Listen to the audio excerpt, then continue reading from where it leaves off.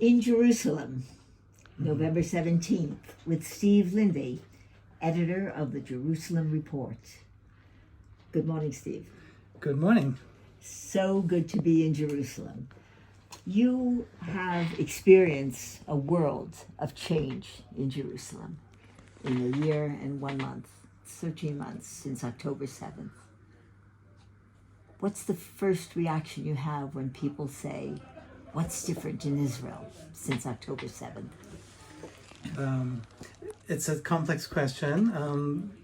Everything's different, and yet I think what will strike you if you're here, and I welcome you, is that Israelis are amazing at continuing life despite the war and despite October 7th, even though obviously this was the worst attack that we've experienced in Israeli history. And every day we hear of more soldiers being killed, and we still have 101 hostages in Gaza, alive and dead, and that's very much on everyone's minds. And yet, if you go out into the streets of Jerusalem or Tel Aviv or anywhere else, you'll see people at restaurants and at work and doing their daily business. And the atmosphere is not one of joy, where you can sense the feeling of war, even though I think Israelis have shown what incredibly resilient people they are, especially the younger generation. Incredibly resilient. On Saturday morning, along the beach in Tel Aviv, people were dancing in the streets, literally groups of couples dancing.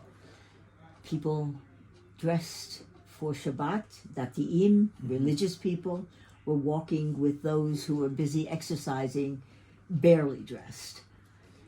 Israelis are resilient.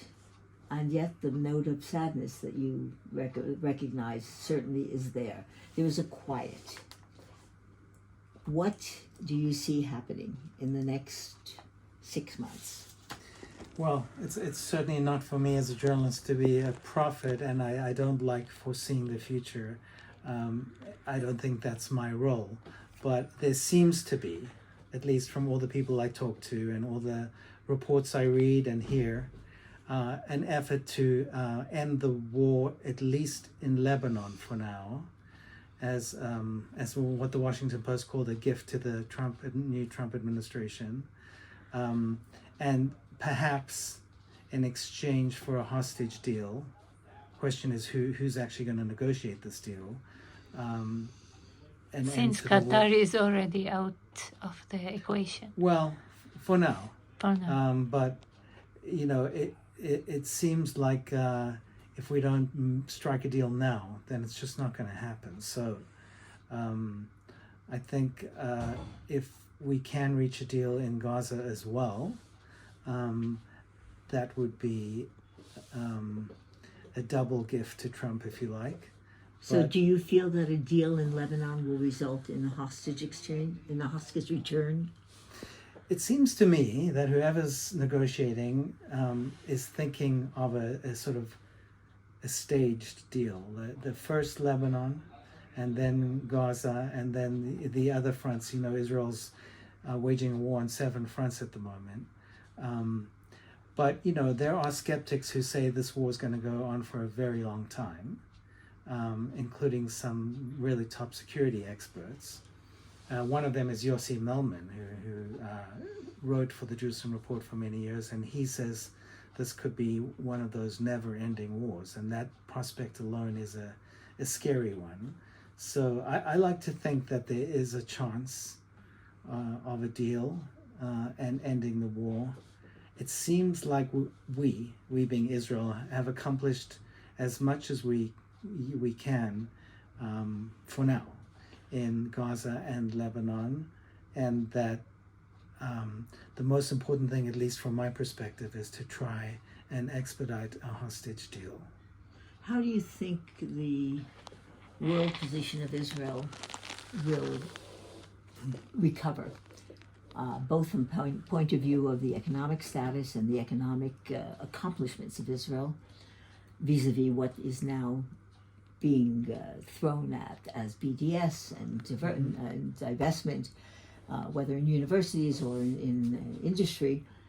And also, coupled with that, the rise of anti-Semitism, especially in North America. Right. So, I think it's going to take time. But I just interviewed Bernard-Henri Lévy in France, and he just wrote a book called Israel Alone, about how Israel has lost the international community since October the 7th and why that is. But he is optimistic, and I'm echoing his optimism when he says Israel will bounce back. And this is, it's going to take time, but this is a very strong country, a very strong nation, and it will take a while. But as we say in Hebrew, "Avarnu et paro navor gam et zeh," which means we survived Pharaoh in Egypt, and we will survive Hamás and Hezbollah and our other enemies too. And I think the one thing that I would always stress is that even though people like to compare what happened on October 7th to a pogrom and the Holocaust, and this time we have a state of Israel, and I think we should not forget that. And we tend to forget that when those of us who see the situation in negative terms, and I have interviewed and talked to several people who are very, very down, and I just think that we have to also look at the positive, and that's my philosophy of journalism in general, that there's so many good things happening too, so many good people, so many heroes, Israelis helping one another. If only the world would see that side of Israel and not the side that's portrayed in the international media. Well, we will say thank you. Just one more question. Look at the positive notes, and I turn it over to May. Now, with the Beeper explosions and the elimination of Haniyeh, the elimination of Nasrallah, the elimination of Sinwar, I feel that Israel has regained some of its prestige, and that she had lost. And not so much prestige, how do you say it? Respect. And positioning, yes. and ability. Yes, what do you think? Yes, I agree. I mean, look, October 7th was a really big makkah. It was a setback. It was a terrible thing, and it's taken a while. But I think that the Israeli army has shown that at its best, it can do amazing things, from the example you gave of the Beeper explosions to eliminating terrorist leaders, both in Hamás and Hezbollah, and if necessary, striking as far as, Syria, Lebanon, and Iran. Yes. And I think we have shown that we're not scared to do that. Have we regained our reputation as, this mighty military power? I'm not sure, but it seems like we have regained some kind of deterrence that will make people think, and deterrence was the word. People will not attack Israel with impunity again, and especially Iran. I mean, we've been living the last few weeks waiting for Iran to retaliate, and I think perhaps a combination of Israel's deterrence and the election of Donald Trump in the United States has given them second thoughts, and they are now holding back on any kind of response. So it seems that, yes, we have definitely shown the world that we can do amazing things when we want to, but again, it's going to take time. Now, can you, people, at least from the diaspora, we are very surprised that And that contrast between the failure of the October 7th and then the victories against Hezbollah and everything we did afterward. How do you explain that? How can we be so bad and so good? Well, in a way, that's life, and also that's the Jewish people, and that's Israel. I think if there's one thing we learn in Judaism also, that we have these really high moments and these really low moments, and one often follows the other.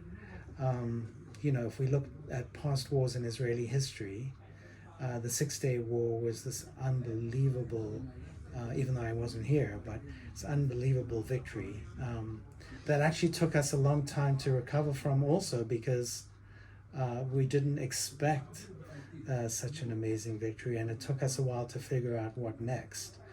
And the Yom Kippur War, which started off also like October 7th as a terrible shock, ended up being, an amazing victory for Israel. So I think, in a way, it's sort of, that's what life's about, and in Israel, as you feel when you're here, everything's very extreme. There's never a shortage of news. Never. It's always dramatic, and you can never tell what's going to happen next. So in a way, it's very exciting and uplifting being here.